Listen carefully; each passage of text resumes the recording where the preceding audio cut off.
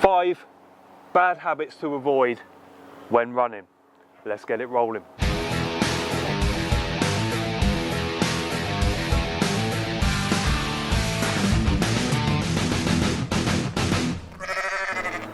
Bad habit number 1, inconsistency in training. Now it's all very well and good spending a month of intense training and getting your running up from 0 to hero, all right?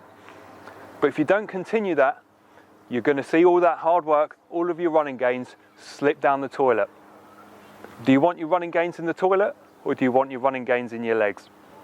So you want to make sure that week in, week out, you've got some sort of schedule, some sort of plan that you can stick to and that works with your life, your lifestyle, your work, your commitments, your family commitments, whatever it might be.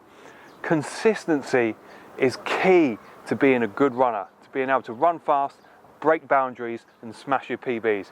If you're not consistent, if you spend a month running and then a month on the sofa eating ice cream and pizza, you're going to see all of that hard work, all of those goals go to waste. Consistency is key. Rest weeks are great. Rest is brilliant, but you need to remain consistent. You need to keep working in order to keep those goals and those PBs coming in. All right, guys? So get rid of inconsistency, stay consistent, stay motivated, and find a way to get out there and run. Heel striking. Probably comes as no surprise that heel striking is going to be on the list for me. But heel striking, and this is always a controversial one, so feel free in the comments if you disagree, if you think heel striking is the second coming and the best running technique out there, then feel free to disagree with me. But for me, personally, forefoot or midfoot strike under the center of mass is the most effective way to run. If you're landing on your heel, again, shockwaves up your skeletal structure, it's going to lead to injury, and it's not an efficient way to transfer energy from impact. If you're landing forefoot or midfoot, your foot, your tendons, your muscles are actually able to absorb that impact like a spring. And what does a spring do? Releases its energy. Same thing with your body. You're designed to run. You're designed to absorb that impact through your forefoot, your midfoot, absorb all that energy and convert it forwards into running.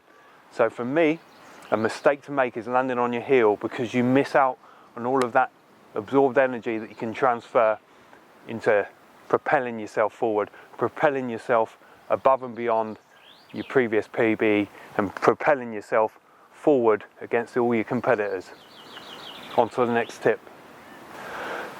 All right, guys, bad habit number 3 to avoid is one of my personal favorites: shuffle running. I see this all the time. So many people running as if they've got help from a Zimmer frame here, like, just shuffling every day, I'm shuffling. What is this? Lift your feet up off the floor, lift your knees up, get going. There's no need for shuffling. It's going to absolutely knacker your muscles, knacker your joints. It's just no good. And when you get into the habit of doing it, it's incredibly difficult to break that habit. All right? So there's no need to shuffle. Nobody. I understand if you're in your 80s and it's the only way you can move along. But for most ably bodied runners, there is no need whatsoever to be shuffling. 9 times out of 10, when I see people shuffling, you could probably walk faster. All right, so get rid of that shuffling. If you're guilty of shuffle running, don't do it. Stop it. Go back to the drawing board. Lift your knees up. Propel yourself forward. Short, choppy motions. Reduce the distance and focus on running properly. Start sprinting, because you can't shuffle when you're sprinting, all right? So just focus on actual running rather than shuffling, because you are not going to progress, you're not going to become competitive, and you're not going to be the best runner you can be if you're shuffling along as if you're on a Zimmer frame like my gran used to be. On to tip number 4. Bad habit number 4, never varying your pace. Look at these backdrops that I'm finding for you guys today. I'm going everywhere, I'm avoiding all the random animal poo, and I'm getting the job done for you guys. Yeah, so avoid never varying your pace. You want to vary your pace. You want to run long, short, but you want to run also quick, medium and slow as well. So many people, they find a pace and they find it comfortable and they just run and run and run. So building themselves up from 5k, 10k, half marathon, marathon, even ultra marathon. but they never run at a different pace.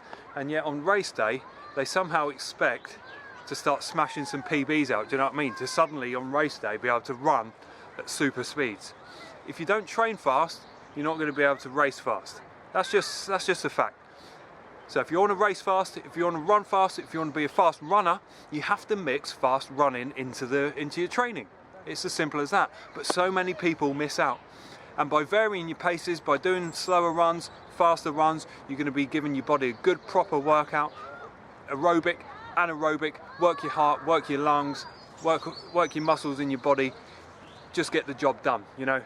Variety is the spice of life, as they say, and too many runners out there are just running at run pace all the time.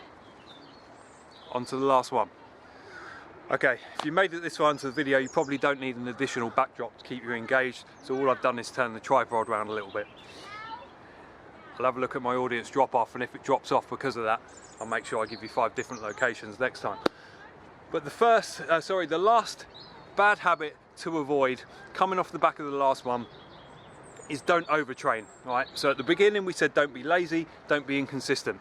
We just told you, make sure you run fast in your training as well as your slower runs, right?